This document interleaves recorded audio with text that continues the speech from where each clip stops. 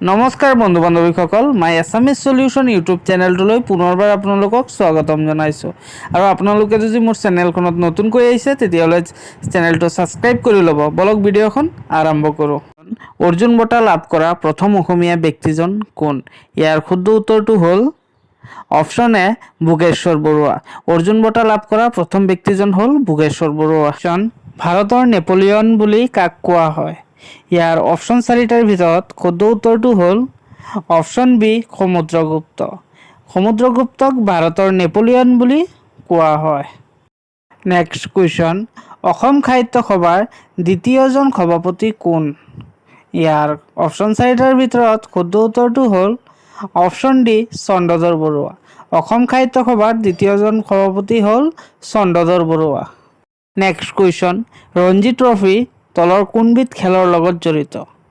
ইয়াৰ শুদ্ধ উত্তৰটো হ'ল option A cricket. Ranji trophy cricket খেলৰ লগত জড়িত। নেক্সট কুৱেশ্যন, এছীয় সিংহ ভাৰতৰ কোনখন ৰাষ্ট্ৰীয় উদ্যানত পোৱা যায়? ইয়াৰ শুদ্ধ উত্তৰটো হ'ল অপশ্যন এ গিৰ ৰাষ্ট্ৰীয় উদ্যানত। গিৰ ৰাষ্ট্ৰীয় উদ্যানত এছীয় সিংহ পোৱা যায়। নেক্সট কুৱেশ্যন, ভাৰতৰ ৰাষ্ট্ৰীয় জন্তু কি? ইয়াৰ শুদ্ধ উত্তৰটো হ'ল অপশ্যন এ বাঘ। বাঘ হ'ল ভাৰতীয় ৰাষ্ট্ৰীয় জন্তু। নেক্সট কুৱেশ্যন, ভাৰতৰ সৰ্ববৃহৎ ৰাষ্ট্ৰীয় উদ্যানখনৰ নাম কি? ইয়াৰ শুদ্ধ উত্তৰটো হ'ল অপশ্যন এ হেমিছ ৰাষ্ট্ৰীয় উদ্যান। ভাৰতৰ সৰ্ববৃহৎ ৰাষ্ট্ৰীয় উদ্যানখন হ'ল হেমিছ ৰাষ্ট্ৰীয় উদ্যান। নেক্সট কুৱেশ্যন, অসম চুক্তি স্বাক্ষৰিত কৰাৰ সময়ত ভাৰতৰ প্ৰধানমন্ত্ৰী কোন আছিল? ইয়াৰ শুদ্ধ উত্তৰটো হ'ল অপশ্যন এ ৰাজীৱ গান্ধী।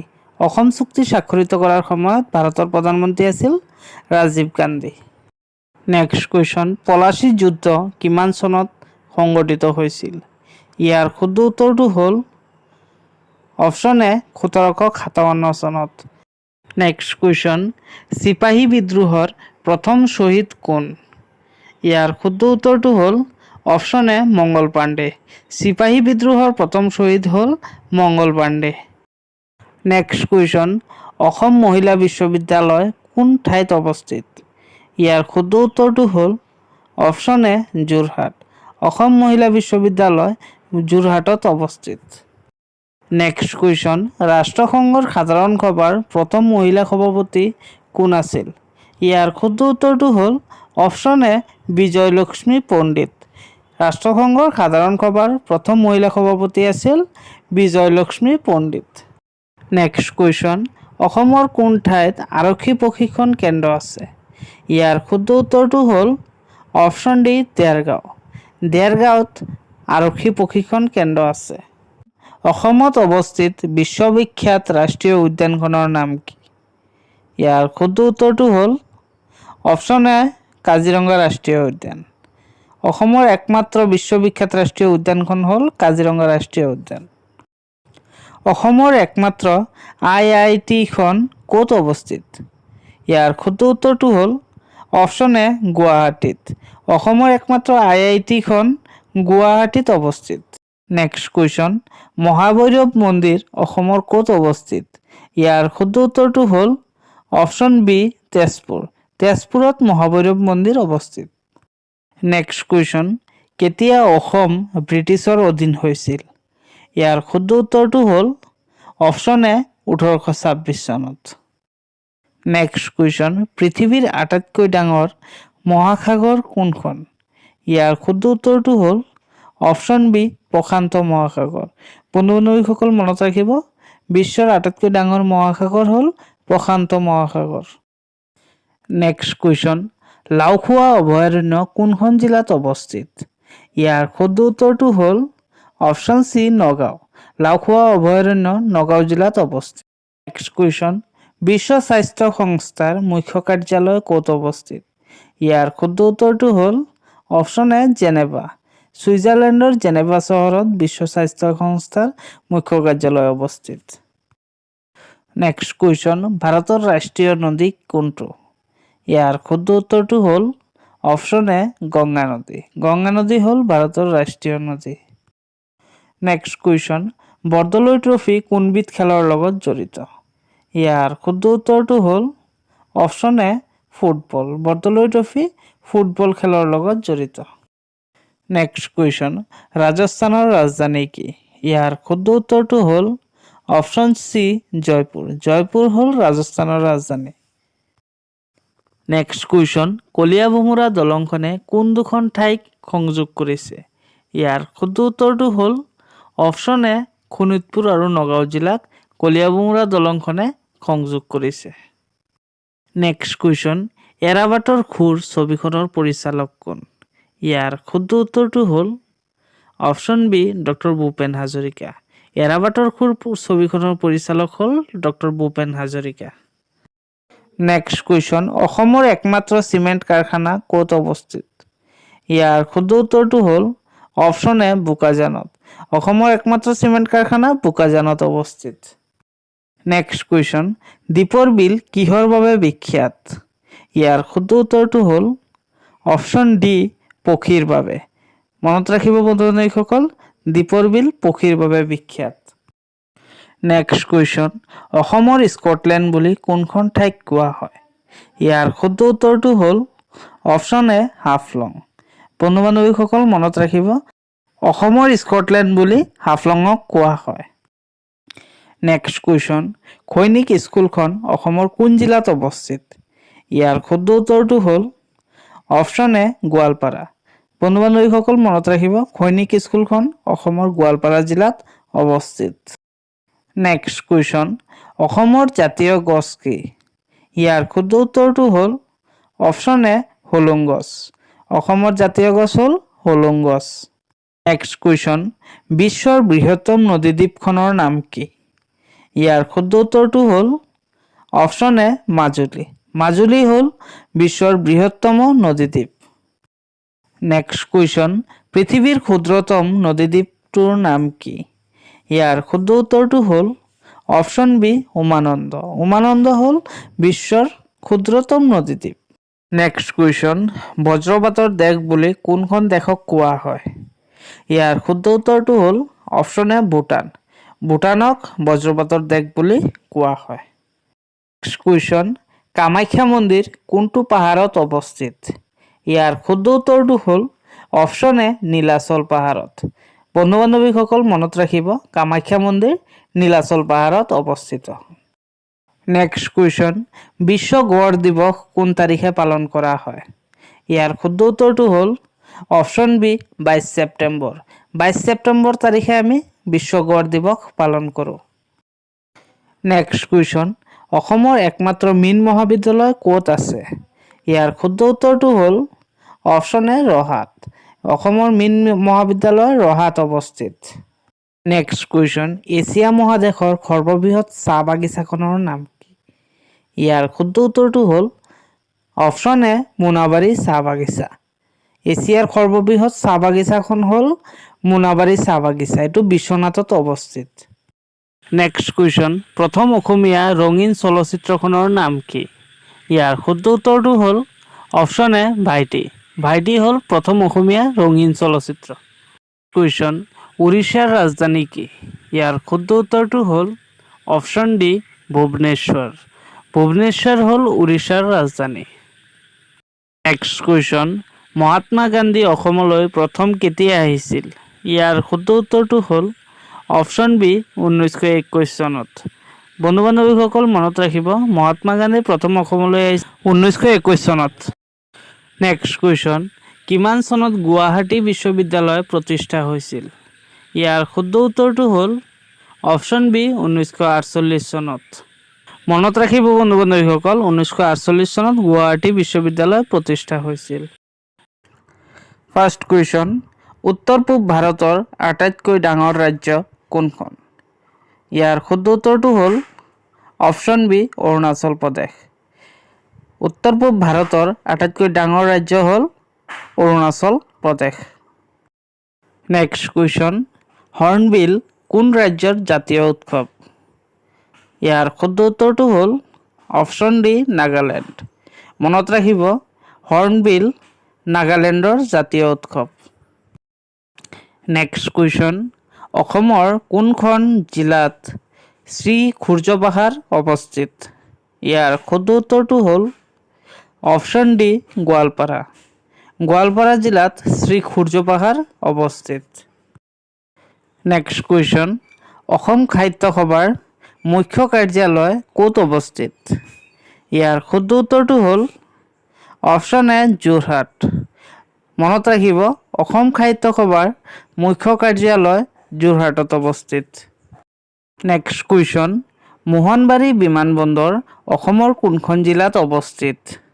ইয়াৰ শুদ্ধ উত্তৰটো হ'ল অপশ্যন বি ডিব্ৰুগড়।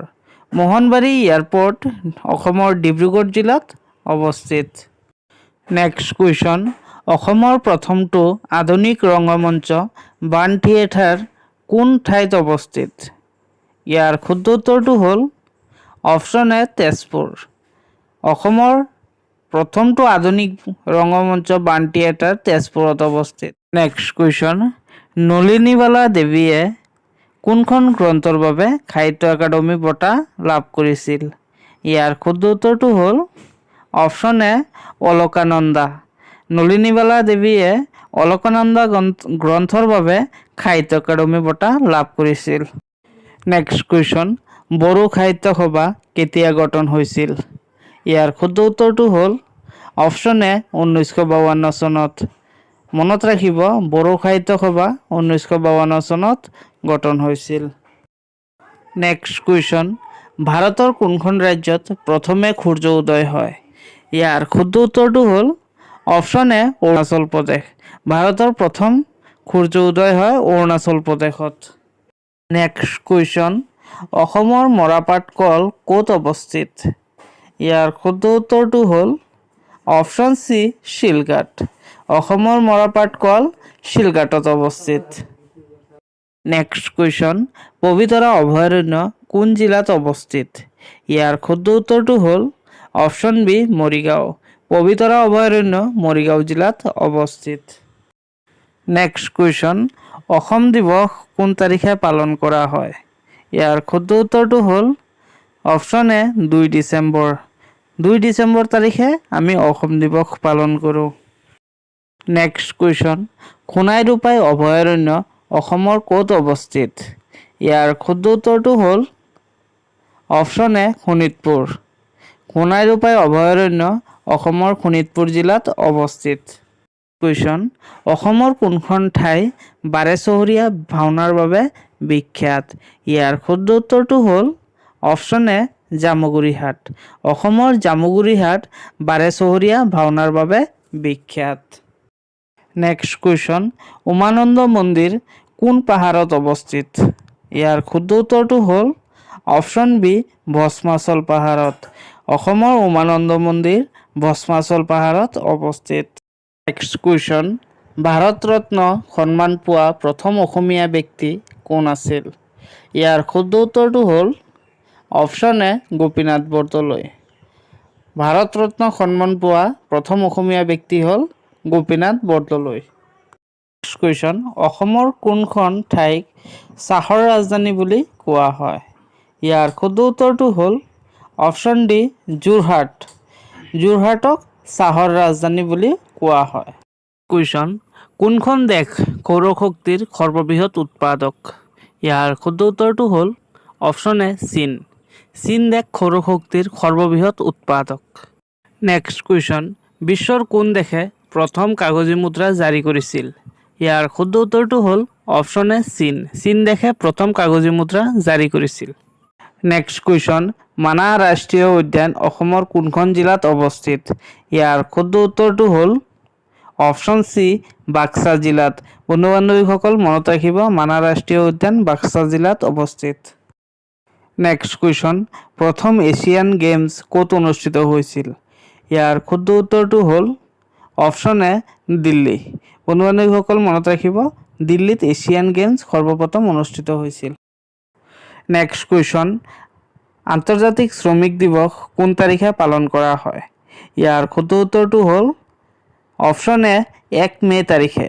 মনত ৰাখিব, 1 মে' তাৰিখে আন্তৰ্জাতিক শ্ৰমিক দিৱস পালন কৰা হয়। নেক্সট কুৱেশ্যন বৰ্তমান ৰাষ্ট্ৰসংঘৰ সদস্য দেশ কিমান ইয়াৰ শুদ্ধ উত্তৰটো হ'ল অপশ্যন চি 193খন তো মনত ৰাখিব বৰ্তমান ৰাষ্ট্ৰসংঘৰ সদস্য ৰাষ্ট্ৰৰ সংখ্যা 193খন নেক্সট কুৱেশ্যন বৰদলৈ ট্ৰফি কিমান চনৰ পৰা আৰম্ভ হৈছিল ইয়াৰ শুদ্ধ উত্তৰটো হ'ল অপশ্যন বি 1952 চনৰ পৰা মনত ৰাখিব বৰদলৈ ট্ৰফি 1952 চনৰ পৰা আৰম্ভ হৈছিল নেক্সট কুৱেশ্যন মহাৰাষ্ট্ৰৰ ৰাজধানী কি ইয়াৰ শুদ্ধ উত্তৰটো হ'ল অপশ্যন এ মুম্বাই হ'ল মহাৰাষ্ট্ৰৰ ৰাজধানী নেক্সট কুৱেশ্যন অসমৰ আটাইতকৈ ডাঙৰ ৰাষ্ট্ৰীয় উদ্যানখনৰ নাম কি ইয়াৰ শুদ্ধ উত্তৰটো হ'ল অপশ্যন এ কাজিৰঙা ৰাষ্ট্ৰীয় উদ্যান অসমৰ আটাইতকৈ ডাঙৰ ৰাষ্ট্ৰীয় উদ্যান হ'ল কাজিৰঙা ৰাষ্ট্ৰীয় উদ্যান নেক্সট কুৱেশ্যন অসমৰ আটাইতকৈ সৰু ৰাষ্ট্ৰীয় উদ্যানখনৰ নাম কি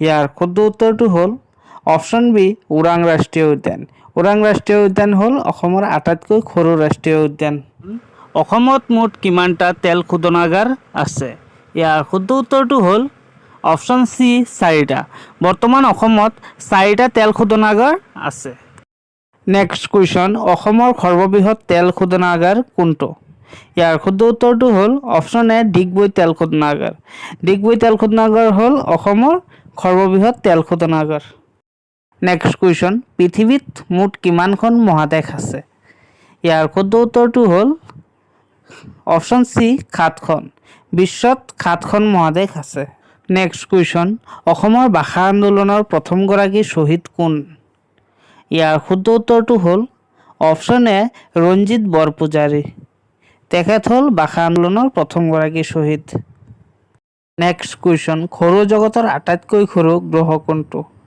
ইয়াৰ শুদ্ধ উত্তৰটো হ'ল অপশ্যন বি বুধ গ্ৰহ হ'ল আটাইতকৈ সৰু গ্ৰহ নেক্সট কুৱেশ্যন ভাৰত ত্যাগ আন্দোলন কোন চনত হৈছিল ইয়াৰ শুদ্ধ উত্তৰটো হ'ল অপশ্যন চি 1942 চনত মনত ৰাখিব বন্ধুসকল ভাৰত ত্যাগ আন্দোলন 1942 চনত হৈছিল নেক্সট কুৱেশ্যন আন্তৰ্জাতিক নাৰী দিৱস কোন তাৰিখে পালন কৰা হয় ইয়াৰ শুদ্ধ উত্তৰটো হ'ল অপশ্যন ডি 8 মাৰ্চ তাৰিখে আন্তৰ্জাতিক নাৰী দিৱস পালন কৰা হয় নেক্সট কুৱেশ্যন বৰ্মন বংশৰ শ্ৰেষ্ঠ ৰজাজন কোন আছিল ইয়াৰ শুদ্ধ উত্তৰটো হ'ল অপশ্যন এ ভাস্কৰ বৰ্মন বন্ধু বান্ধৱীসকল মনত ৰাখিব ভাস্কৰ বৰ্মন হ'ল বৰ্মন বংশৰ শ্ৰেষ্ঠ ৰজা নেক্সট কুৱেশ্যন ভাৰতৰ ক্ষুদ্ৰতম ৰাজ্য কোনখন ইয়াৰ শুদ্ধ উত্তৰটো হ'ল অপশ্যন চি গোৱা হ'ল ভাৰতৰ আটাইতকৈ সৰু ৰাজ্য ভিডিঅ'টো ভাল লাগিলে লাইক কৰিব আৰু এনেকুৱা জিকে ৰিলেটেড ভিডিঅ' পাই থাকিবলৈ চেনেলটো ছাবস্ক্ৰাইব কৰিবলৈ নাপাহৰিব ধন্যবাদ